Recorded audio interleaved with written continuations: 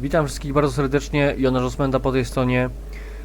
Minęło już 7 dni od ostatniego materiału, dlatego dzisiaj pokażę Wam, co udało mi się zrobić.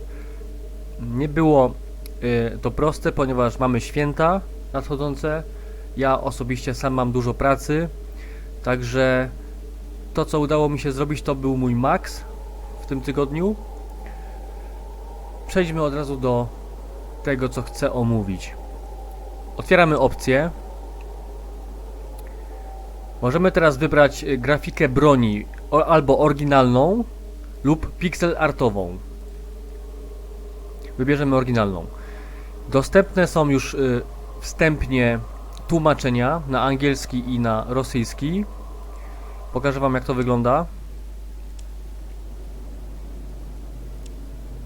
Mamy kartę postaci. Tutaj te wszystkie cechy, one już są przetłumaczone. Natomiast karty informacji, statystyk nie są jeszcze przetłumaczone. Te wszystkie grafiki muszę skopiować i powklejać i poustawiać. Natomiast wstępnie gra nadaje się do zapoznania. Cofniemy sobie. Wybierzemy język angielski. Wyjście i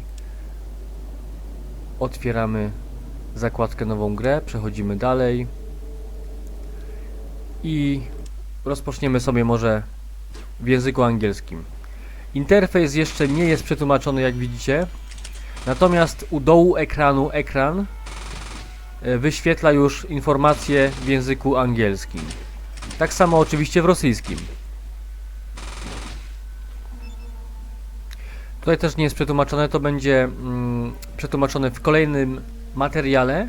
Będę dalej kontynuował tłumaczenie tej gry. Wracamy do menu i teraz otworzymy sobie grę w języku rosyjskim. I możecie sprawdzać, gdzie błędy popełniłem i ewentualnie nadsyłać mi sugestie, w którym miejscu jak napis powinien wyglądać.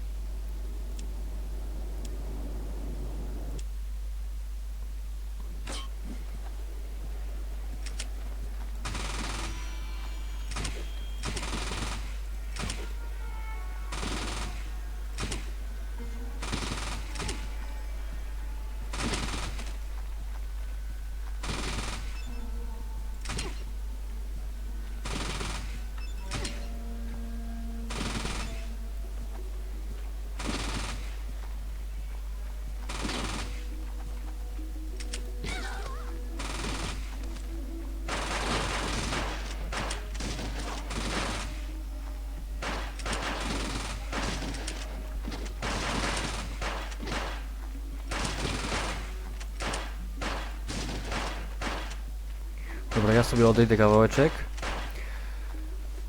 Taki oto krótki materiał. Przy tłumaczeniach jest dużo roboty. Natomiast idzie to w porządku, dobrze. Także przy kolejnym materiale wszystkie teksty powinny być przetłumaczone. A kolejny materiał po kolejnym tłumaczeniu powinien być już teaserem i małą prezentacją gry. A zaraz po tym wypuszczę demo. Także do następnych odcinków. Na razie trzymajcie się, cześć.